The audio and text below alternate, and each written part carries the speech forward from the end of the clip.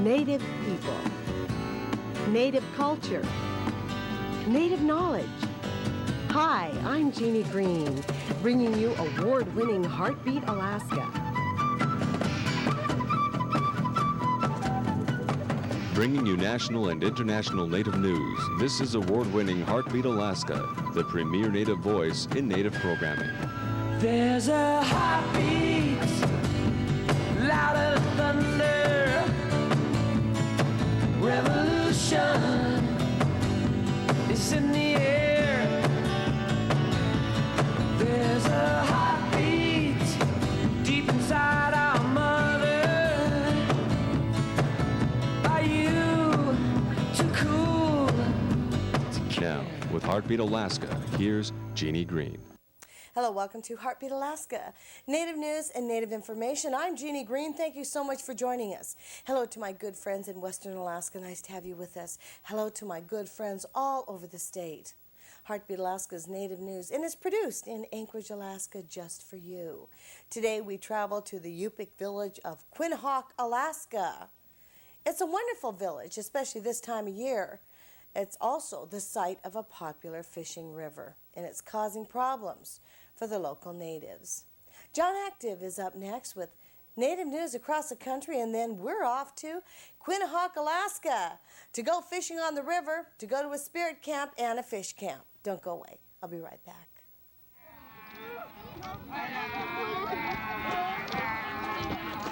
For a copy of today's program, send $25, check or money order to Heartbeat Alaska, 5861 Arctic Boulevard, Unit B, Anchorage, Alaska, 99518. Give us a call, 907-563-7440.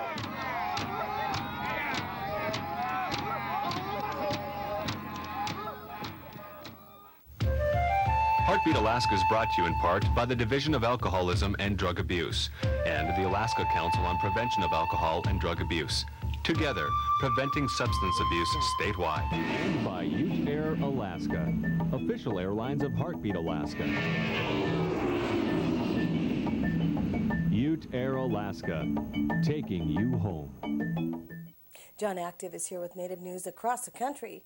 John Active is not only an award-winning journalist, he's also a very funny man. Look for his column in the Anchorage Daily News. Here's John Active with Native news across the country.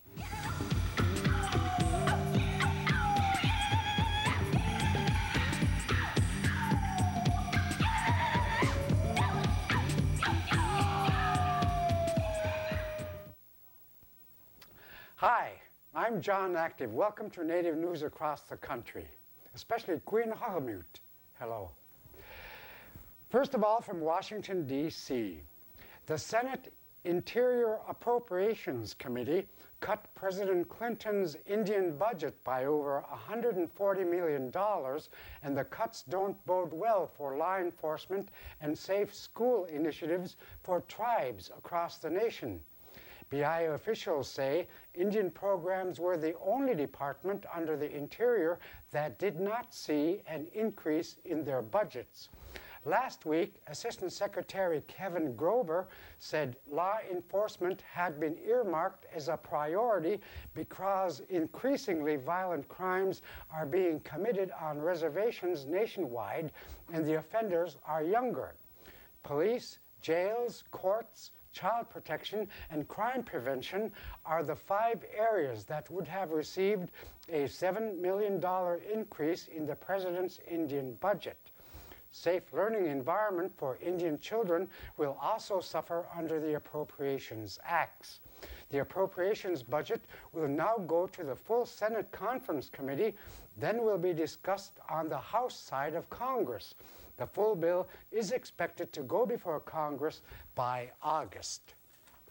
From Washington, D.C. again, the Rosebud Sioux Reservation is set to receive $6 million from the U.S. Department of Housing and Urban Development for housing needs. The funding, authorized under the Native American Housing Assistance and Self-Determination Act of 1996, will be given to the tribe in the form of a block grant.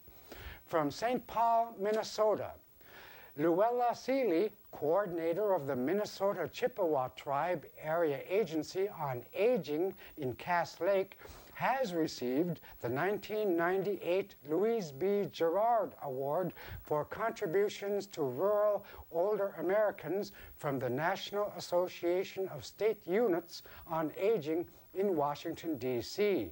Ms. Seeley has worked in her position for 30 years. Seeley was nominated for the award by the Minnesota Board on Aging. And from Vancouver, British Columbia, victims of physical and sexual abuse at Native residential schools in British Columbia are celebrating a court victory in their fight for justice. The court ruled this week that both the United Church and federal government are equally responsible for abuses suffered at the Port Alberni Indian Reservation School and must share compensation. The church and government had denied responsibility. Another hearing will be held to set the level of compensation. Canada once had more than 80 Indian residential schools, including 18 in British Columbia. Those schools operated from the early 1800s to the mid-1980s and were run by churches under contract to the federal government. I'll be right back after these messages. Thanks, John. If you'd like a copy of Heartbeat Alaska, stick around. Or if you'd like to find out how to get news to us, here's how it's done.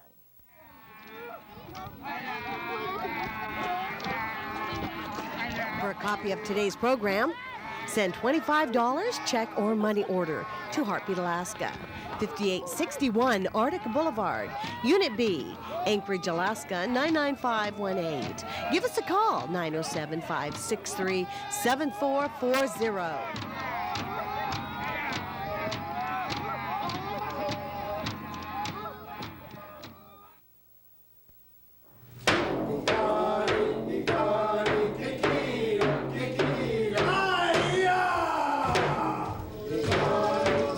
Welcome to a very special place, the Chugach Heritage Center in Seward, a place where the rich culture of the Chugach people is presented in a unique environment, where legends of the past are brought to life in colorful performances.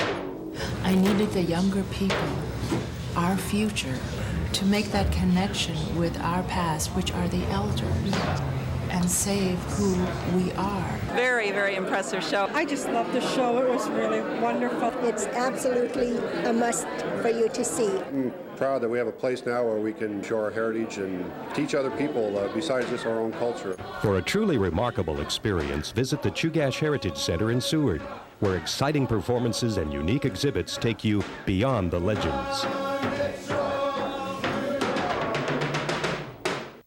From Columbus, Ohio, a man who organized a motorcycle rally in the Wayne National Forest has been indicted after allegedly damaging ancient Indian campsites. It was the first time criminal charges were filed in Ohio in connection with a 1979 law that protects archaeological resources. A second count accuses Drew Wolf of Nelsonville of damaging the southeast Ohio forest. If convicted, Wolf could be sentenced to up to 12 years in prison. The 1996 rally included more than 100 motorcycles. And finally, a couple of weeks ago, I went over to visit Portage Glacier. Instead of running to the glaciers, I ran into a host of tourists. There were millions of them. They were everywhere, just like mosquitoes. I ran to one of them and asked them, "Are you tourists?" Why, they said yes. And then I asked them, "May I take your picture?" And of course, they wanted to stand in front of the glacier, but I told them to stand in front of the parked cars instead. Then one of them asked me if I was an Eskimo. I said, "Why, yes, I'm an Eskimo." They went wilder. One of them asked, "Prove to me you're an Eskimo." I said, "Okay." And she said, "How do you build an igloo?" Well, I thought a while and I said, "Gee, I don't know. You have to go to Hollywood for that. We don't live in igloos." Well, I asked him in turn, I said, "Where are you from?" He said, "New Jersey." I said, "Well, prove it. Say, 'Please don't pour coffee on my dog.'" Well, he couldn't make out what I was after that and left me alone. Thank you for watching Native News Across the Country. I'm John Active.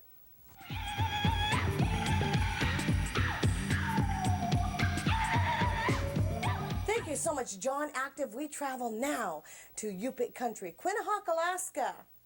Quinhagak, situated on a river that's famous for fishing. It's causing problems for local residents, however. Oh, we have about 560 people here. Our population grows in the summer with commercial fishermen coming down from Kuskokwim river villages, and about 12 to 1,500 recreational users that come to the river each summer. Anthony Kaola is a tribal administrator for the native village of Quinhagak, Alaska, a beautiful Yupik village located on a very, very popular fishing stream. This stream is not that well known in Alaska. However, internationally, it's becoming very well known, and that's causing problems for the local residents. These residents, whose ancestors fished here, subsisted here for thousands of years, are now having to contend with tourists and the problems they bring with them. We did some water quality testing and found out that there were high levels of fecal coliform and also another type of bacteria that is indicative of human waste in the water. Well, we felt it was important that if the state or the federal government wasn't going to step up their enforcement efforts, that basically the village was the only one that was left to take care of that. A request by the tribal government of Quinhagak to police tourist fishermen on a Guniktuak River has been officially rejected by the Knowles administration. Instead, the state will enlarge its full official presence in the area by sending extra money and personnel to back the Yupik community. Quinhagak on the Bering Sea has sought authority for its own tribal police for enforcing rules governing such things as camping rules and human waste along the Guniktuak River, a popular fly-in sport fishing river that flows past the village.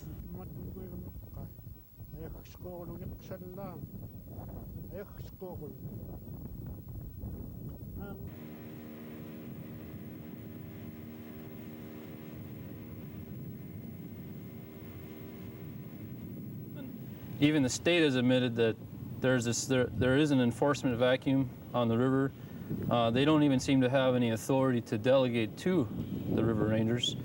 And the legislature hasn't helped us because they're considering removing the special status from sensitive rivers that allow the different state agencies to regulate more effectively. You know, what we're seeing is a push to increase access, reduce the amount of regulation, and that's great for the sport fishing industries and the recreational users, but it leaves the communities that have to deal with those impacts out of the equation. And that's where the part of the crisis is.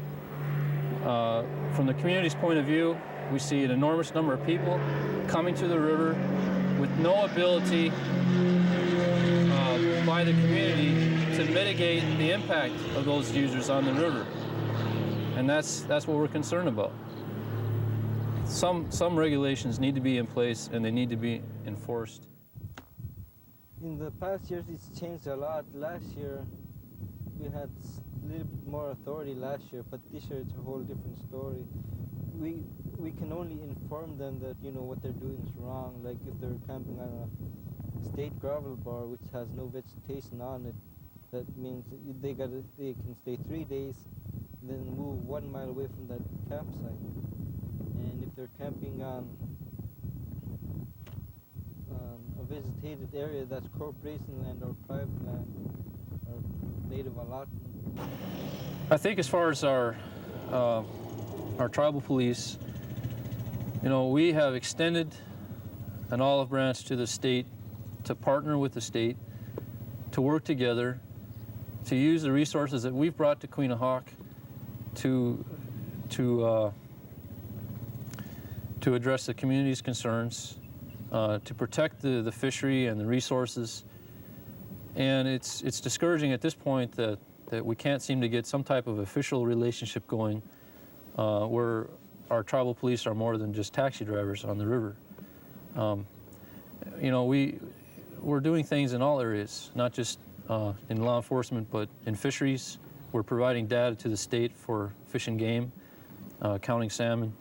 You know, we've demonstrated that tribes can be important players in rural Alaska, and it's ridiculous for the state not to really take hold of that and be a partner with us and be willing to delegate responsibility, which we've already assumed in other areas. And if the state isn't willing to do that, then we are certainly looking towards the federal government for cross-deputization or for other areas.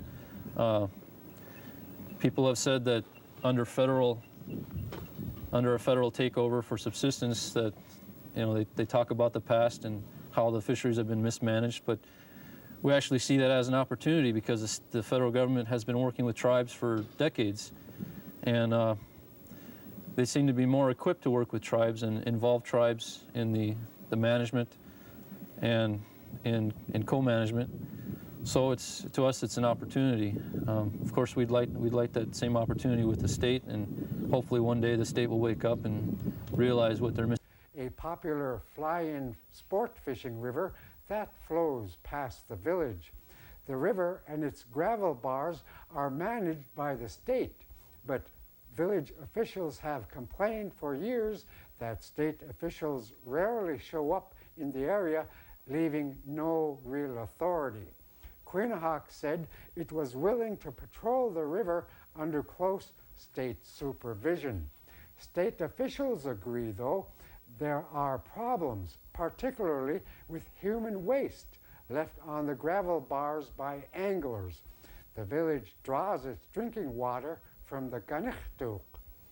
We take our drinking water right from the river, and we have a treated drinking water system, but a lot of people are sensitive to chlorinated water, and they've been taking water directly from the river for centuries. The general mood is not really an anxious mood or an angry mood. I feel that it's confused, and when we have confusion, then we have a whole gamut of other emotions that surface on that, and everyone deals with confusion in a different way. And we're confused about what our responsibility is to the river and what our responsibility is to ourselves, what responsibility the state has to us as far as monitoring the river and policing the river.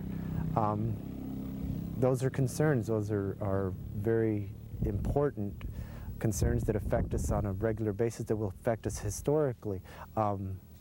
So the confusion is what brings about a lot of other types of emotions to the surface that we all deal with and contend in different ways, depending on where we're at that time, emotionally speaking, in our lives.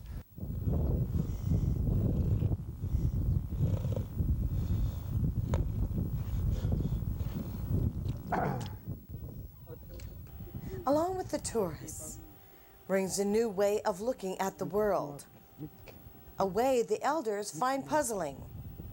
Local elders complain of a Western tradition of playing with their fish.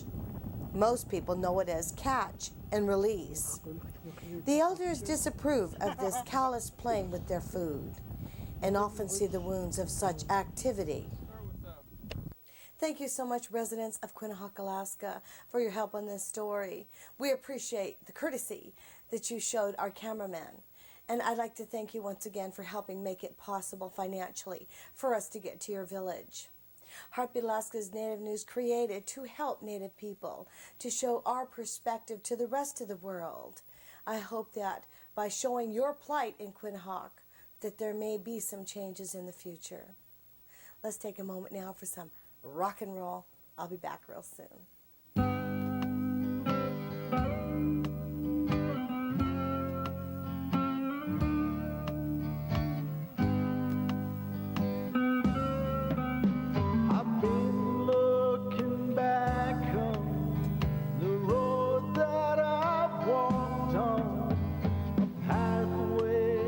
That's no longer mine.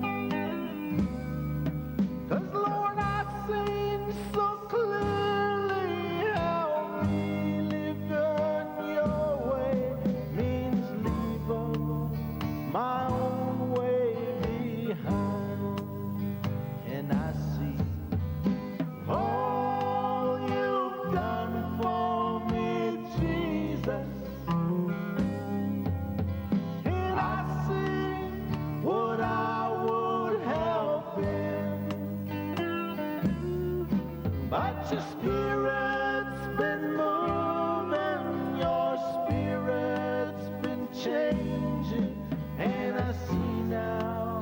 like I've never seen.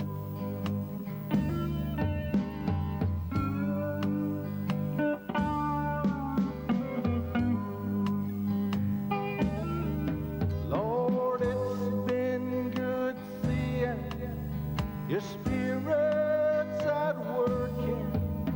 He's taking these edges off me.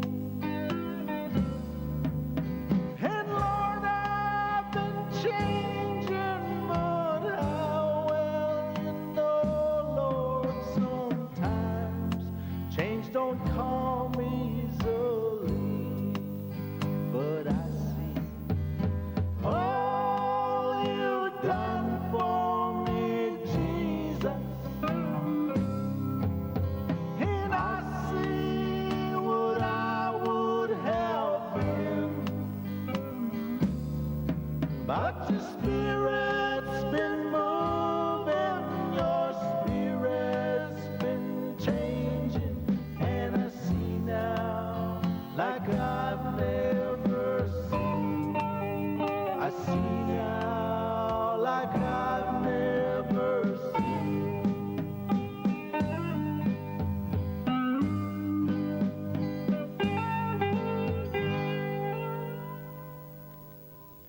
Thank you once again for joining us for Heartbeat Alaska Native News and Native Information. If you'd like to help keep Heartbeat Alaska on the air, we're taking donations, contributions. Heartbeat Alaska is a nonprofit organization created to serve you. If you'd like to help, give us a call, 907-563-7440. By the way, if you've had a hard time reaching me by telephone, it's because we moved our studio. In one more week, you'll be able to reach me once again. God bless you all for joining us. Have a fabulous weekend, and we'll see you again next week.